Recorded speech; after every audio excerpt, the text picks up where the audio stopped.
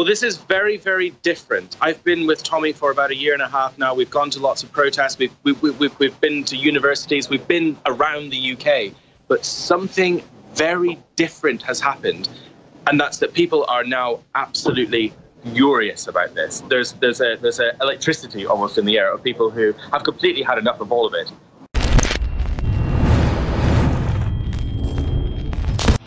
It's now confirmed that Europe is being forcibly merged under the EU with Islam. There's deals made with Saudi Arabia and others. Saudi Arabia has come out and said, we've been told to build mosques in Europe.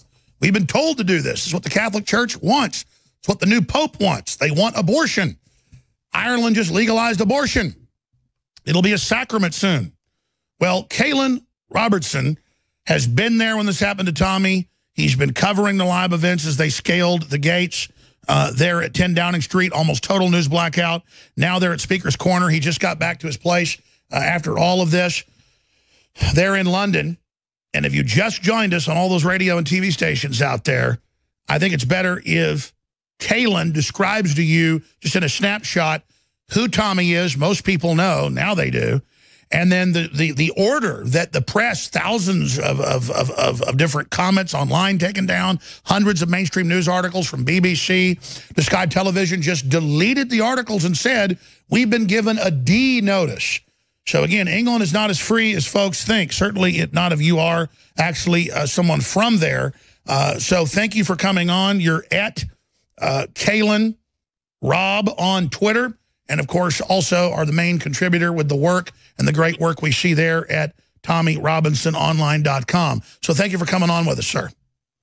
Oh, thanks for having me. And you very accurately described what's been going on in this country in the last few days. We've seen news articles completely wiped out. I've spoken to journalists who are really, really keen for information, who have then later said, sorry, we had to pull the whole story. We can't talk about any of this.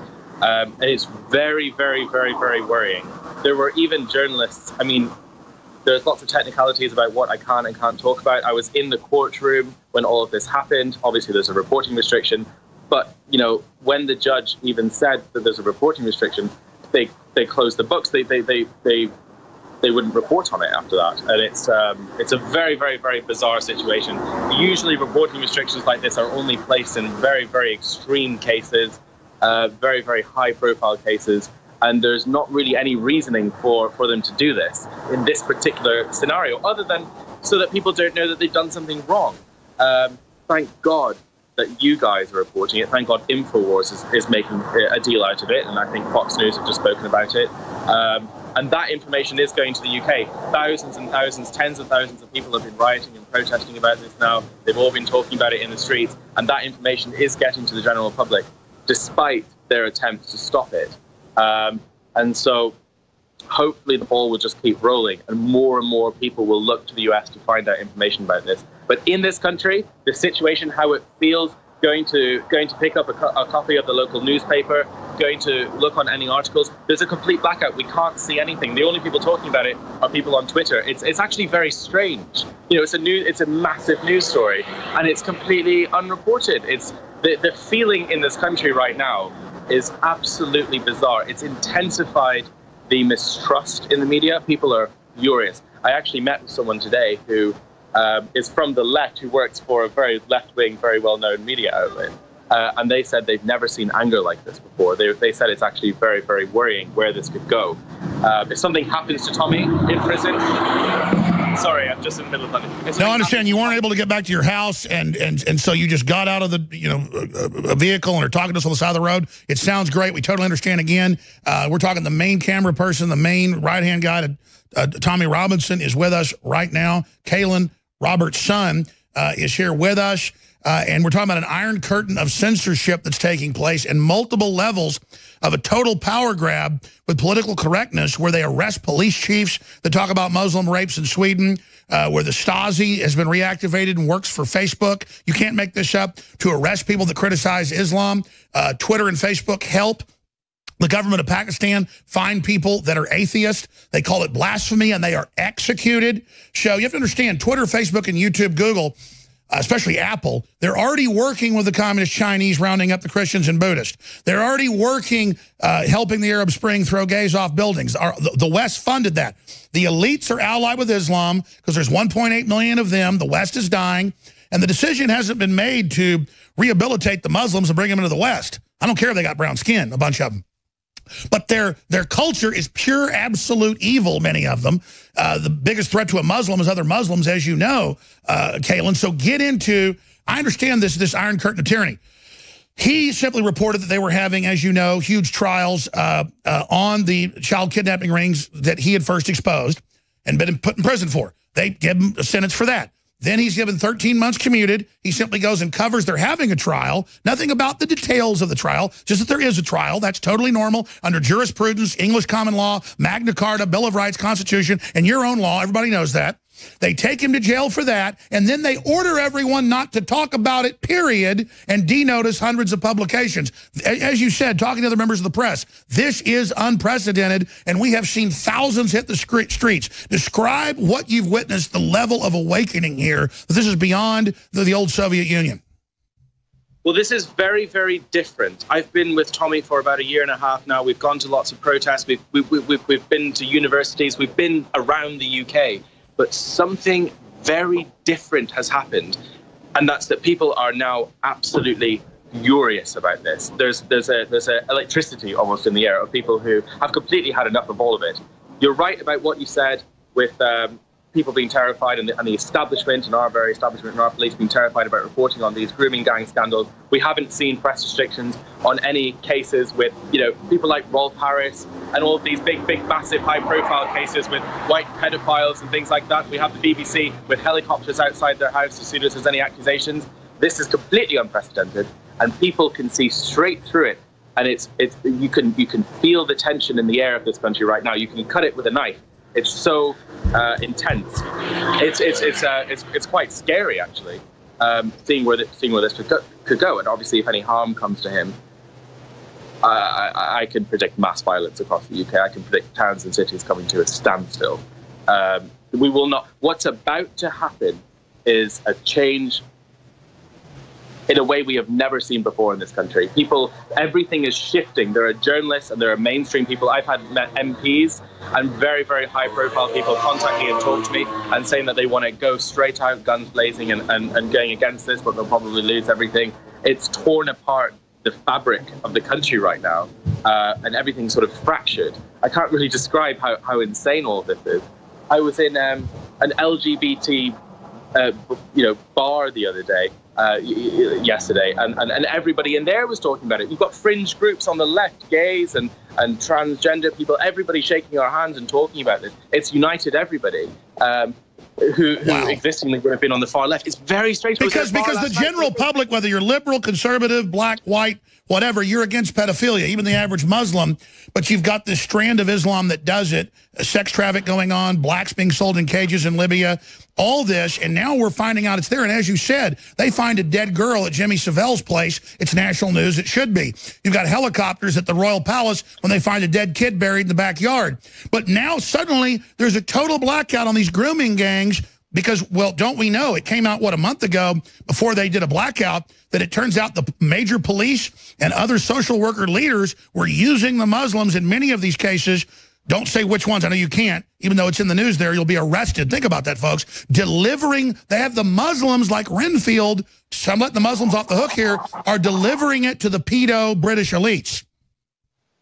Well, they don't, yes, exactly, and they don't quite know what they've done. I think the people who have instigated this, the people who have orchestrated it, the people who thought it was a good idea to silence him, are so out of touch, they don't quite realize that it's not going to work. In 2007, at the beginning of the EDL, when Tommy was starting out, they used to use these very tactics. They used to silence him, they used to throw him in jail, and no one knew about it. There wasn't the internet, there wasn't social media, there was no one to cause outrage. You do a press blackout and nobody knows what's going on. Now, they do not realize what they have done. In fact, if they wouldn't have put this press blackout, maybe not as many people would have known about this because it's caused such a scandal. They're so out of touch, they don't realize how this is going to erupt and how this is going to completely fail.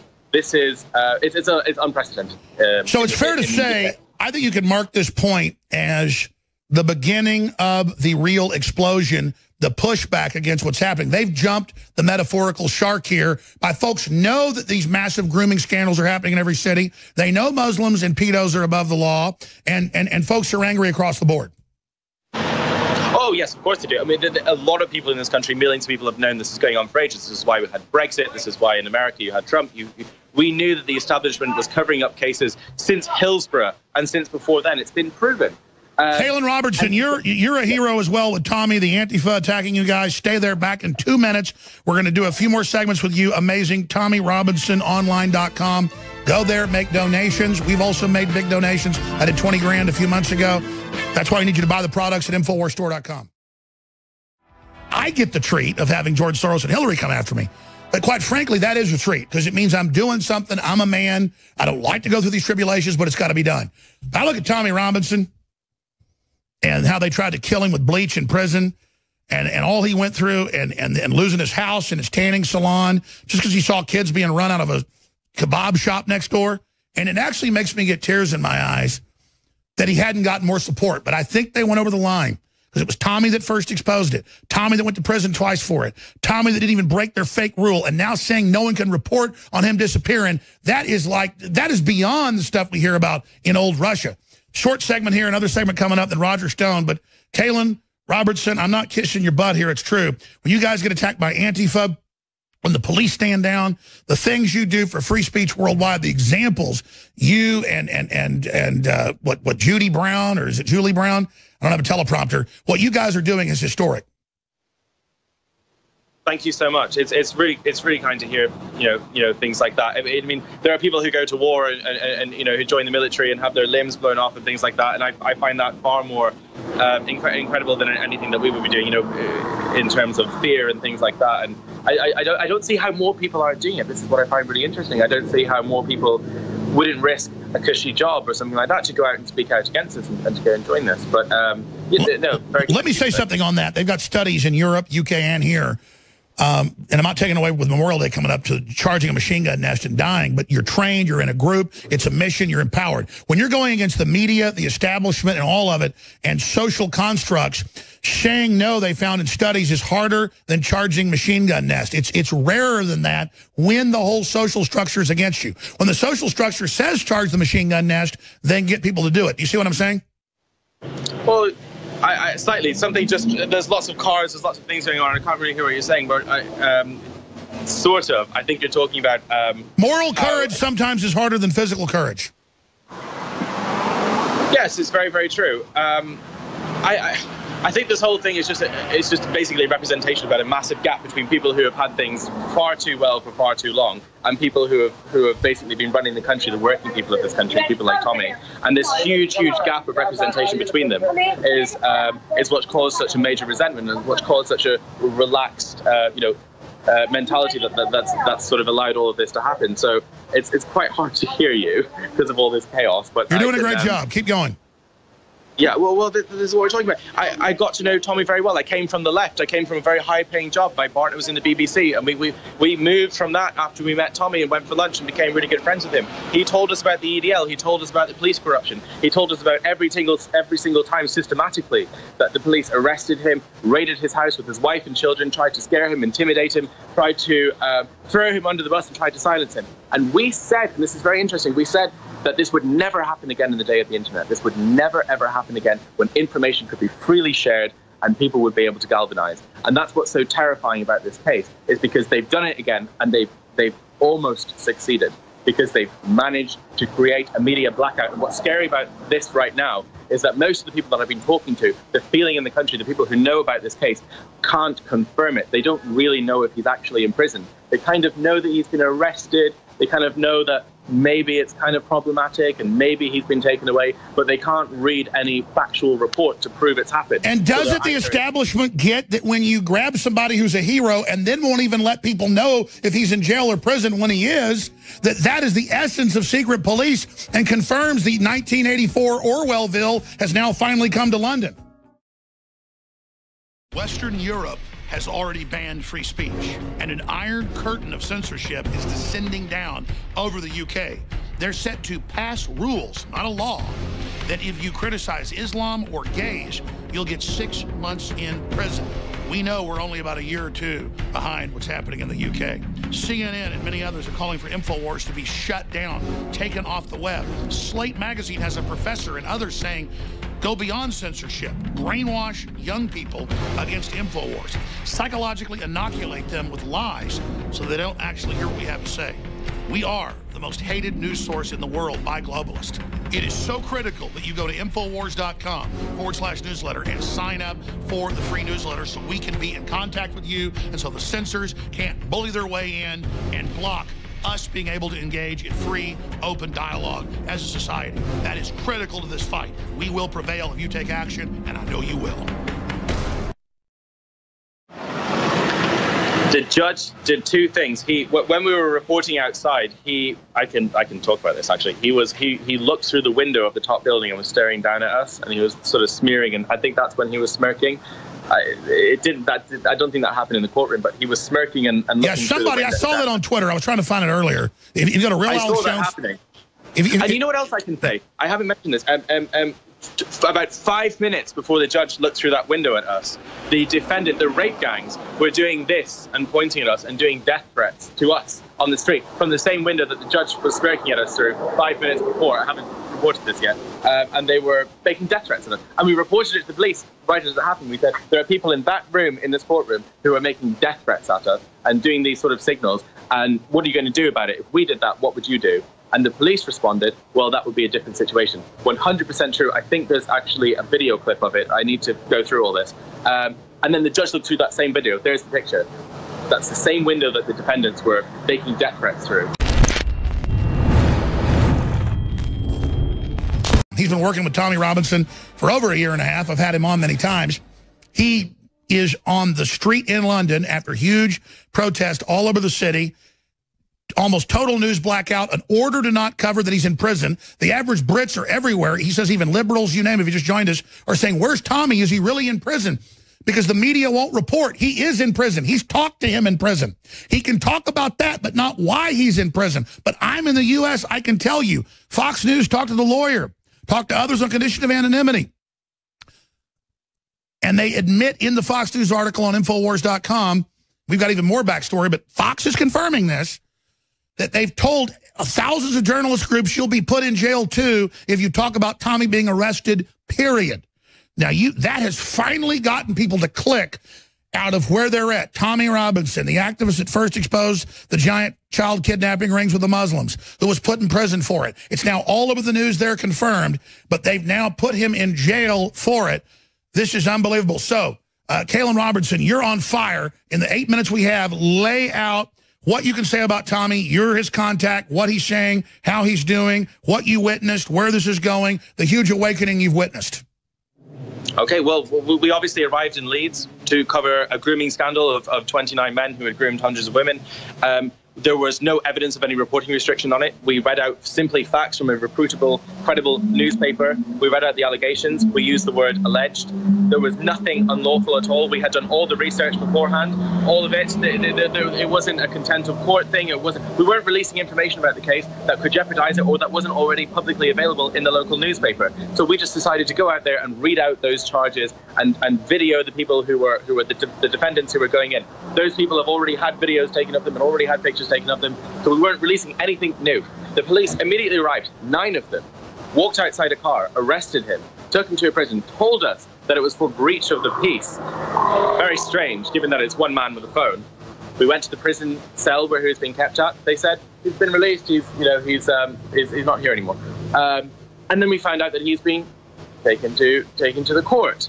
And then the court process started. And for tyrannical law reasons, I can't tell you what happened in that courtroom. It was, I don't know if this is legal or not, but it was minutes long. It was 3 or 4 minutes long in that courtroom. There was no bail. There was no back and forth argument. There was no proper defense. It was minutes.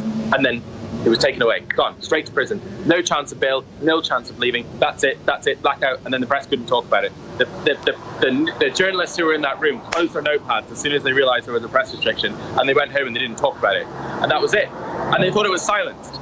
And that's where we're at now. And now we're in a situation where hundreds of thousands of people in this country are going out and protesting, and they're furious, and people who I never expected to be talking, who are from the left-wing media, are saying that they've never seen anything like this before, they've never seen anger like this before, they're worried about the whole country being burned down. And people have to go to the US, who fortunately have the First Amendment, to read the information about this. They have to go to Infowar, they have to go to Fox News, and they're losing their minds. Everybody is losing their minds. They can't comprehend that this is happening in a first world democratic country. And that's all I can report on. I can't talk about the rest of the case. There's lots of things that happened in there that were ridiculous, but I can't reveal the information right now. So as soon as I do, as soon as I hear any more contact from Tommy, anything like that, I'll pass it through Infowars and we'll keep everything updated. But until then, the only thing I can provide between then and now is that he is safe. All accusations of him being assaulted are untrue. It's not a highly Islamified prison where he's staying, so he's safe. That's all I can talk about. Well, all I can say is, Caolan Robertson, this is like a movie. This is like V for Vendetta, but it's real history. It has a Tiananmen Square feeling where they're arresting all these thousands of people in Europe that criticize Islam, that the Supreme Courts in Finland and other areas are ruling that Muslim men can have sex with 10-year-old girls against their will. I mean, I'm reading this in mainline papers defending it, and then I'm seeing Tommy, who should be getting national awards from the Queen, you know, for being put in prison, exposing the very Muslim grooming deal in his town where they've gone to prison. And, of course, the next level was girls would disappear. Girls would die. And instead, I mean, this guy gets attacked everywhere. They try to beat him up. He fights off like 6, 7 people himself. He's not even a big guy. Talk about a lion. I mean, this is the real deal. And now his own lawyer, I know, is quoted in Fox. You were in the courtroom, can't get into it. Reportedly, the judge smiled and smirked. He was caught on footage outside looking out the window as Tommy was arrested, smirking. I know you can't get into this, but can you just tell us, you know, if the judge was smirking when Tommy's lawyer said he'll be killed in prison? The judge did two things. When we were reporting outside, I can talk about this actually. He looked through the window of the top building and was staring down at us, and he was sort of smearing, and I think that's when he was smirking. I don't think that happened in the courtroom, but he was smirking and looking. Yeah, somebody, I saw that on Twitter. I was trying to find it earlier. If you got a real I saw that happening. And you know what else I can say? I haven't mentioned this. About 5 minutes before the judge looked through that window at us, the defendant, the rape gangs, were doing this and pointing at us and doing death threats to us on the street from the same window that the judge was smirking at us through 5 minutes before. I haven't reported this yet. And they were making death threats at us. And we reported it to the police right as it happened. We said, there are people in that room, in this courtroom, who are making death threats at us and doing these sort of signals. And what are you going to do about it? If we did that, what would you do? And the police responded, well, that would be a different situation. 100% true. I think there's actually a video clip of it. I need to go through all this. And then the judge looked through that same video. There's the picture. That's the same window that the defendants were making death threats through. Yeah, I blew it up on my big HD screen at my office. I've got a big HD screen at home. And he's smiling like the Joker, looking down out of the window at everybody. I don't know if the internet with the streaming, if it can be clear, but on an HD screen, you could pull it up with the pixels. And then I saw the video you're talking about outside them saying, oh, if it wasn't Muslims, you'd be left alone. I mean, why are the Islamicists all over Europe so protected? Isn't it because they vote as a bloc, and in parliamentary government, even 10% can win any election for anybody? Isn't it that, and isn't it also that they're spending massive amounts of political money? Well, there's a couple of reasons. I think the main reason is because we had a case, a couple of years ago where there was a Muslim protest in a town. A couple of them decided to, sorry, I have to move on. People are moving. Someone's moving me on here. We had to move. Sorry, I have to move down here because someone's banging that and making noise. There was a Muslim man who was arrested for hitting a police officer over the head with a brick. He then went to the police station where he was being held. The imam came to that police station and said, if you do not release our man, then we will have thousands of Muslim men out here in seconds. And the police released him.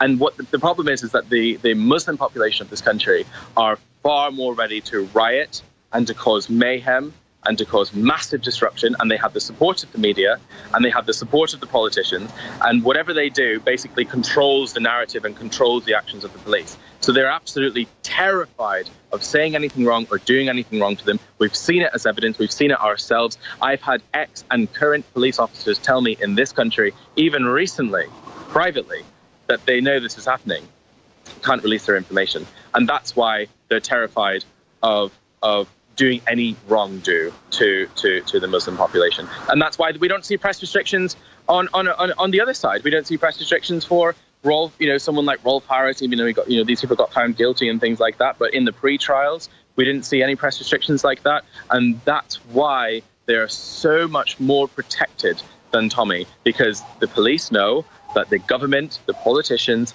and anybody in power has them on side, because they know that they'll go up and they'll build. And the Muslims are 1.8 billion, about to be 3 billion in 10 years. They are the future.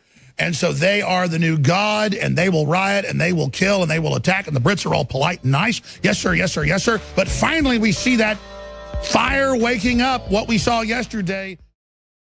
Just finishing up, Caolan, you were on fire during that break talking about the singularity happening in the UK, in Italy, what's coming next. And you're the contact, your conversations with Tommy, where he is, how he's doing. So firstly, about Tommy directly, just to clear that up, we do have direct contact with him. He is safe. All the rumors about him being assaulted and things like that are not true. He's actually, fortunately, in a prison that isn't highly Islamic, that has lots of people in it that fortunately support him. So that's something that can be put to rest. That's really good. If anything else happens, obviously we'll release that straight away. And then the second point, which we're talking about, there is a massive number of people in this country right now who are from the political establishment, who have been within that for years, who are within the media, and who are very, very well known and influential, who are waiting to be pulled together to fight against all of this. They're all waiting. I've spoken to them today. I've spoken to them all throughout. They're waiting for a nucleus. I've had some of the top figures over there call me and say, how do we bring it together? So they're looking for that TV network, that command base. Keep going. They're looking for King Arthur to pull the sword from the stone, and then they're all going to join and galvanize. They're waiting for that first person, that first thing, that first event, so that they can all rise up and do it.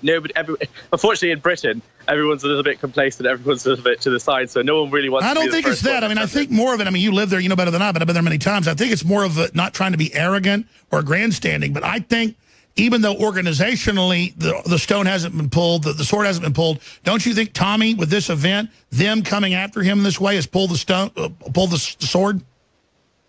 Just about. It's about 90% of the way out. It's about something else is about to happen. The energy, the electricity across Europe, across the establishment, across the media, it's just about to happen. It's just on the cusp of everybody coming out onto the streets and everybody coming together and supporting this. There's just something will push it over, and I think it's just a little bit more time. The reason we're waiting is because there's a press ban, and nobody can really confirm if this is true or not unless they're watching Infowars and Fox, or if they're watching the biggest website, second biggest site in the world, but technically the biggest site, the largest news site in the world, now has as his top banner, anti-immigration protester jailed in London, judge orders press blackout, Robinson silenced. So, but we have Robert's son on with us right now. Caolan, we'll talk to you again the next few days. Godspeed. Everybody can go to TommyRobinsonOnline.com to donate or to find the latest, or Infowars.com. Thank you so much, sir. Thanks for having me. Speak soon. Just briefly, I asked this question. People want to know. It keeps pouring in. What else is Tommy telling you that you can say on air? I know there's this totalitarian North Korean blackout, but what else has he said to you? We have seconds on the phone, so I'll know more stuff in the next couple of days. But the main information now is just that he's safe and that he's happy for us to pursue a legal battle. Does he know how big all this is? Nope, he has no idea. But there's no time to tell him. We have seconds on the phone. There's no time to tell him. He has no idea what's going on right now in the outside world. He has no idea.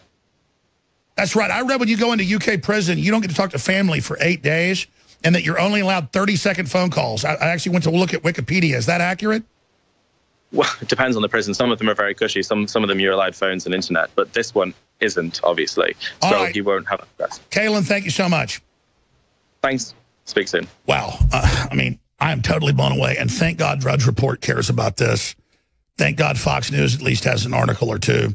Thank God Infowars.com is there. Go to drudgereport.com. That is beautiful. Top Drudge right now, ladies and gentlemen. is what's happening, and that there's a news blackout. You're arrested. That poor guy, who we've had on probably 10 times before, Caolan, could not even tell us what was going on. During the break, I was trying to get stuff, and he was scared to do it because they'll throw your butt in prison. Survival Shield X2 Nascent Iodine. If you're interested in healthy thyroid, if you're interested in well-being, if you're interested in having a higher IQ, which this has been linked to, get your powerful Survival Shield X2 at InfoWarsStore.com.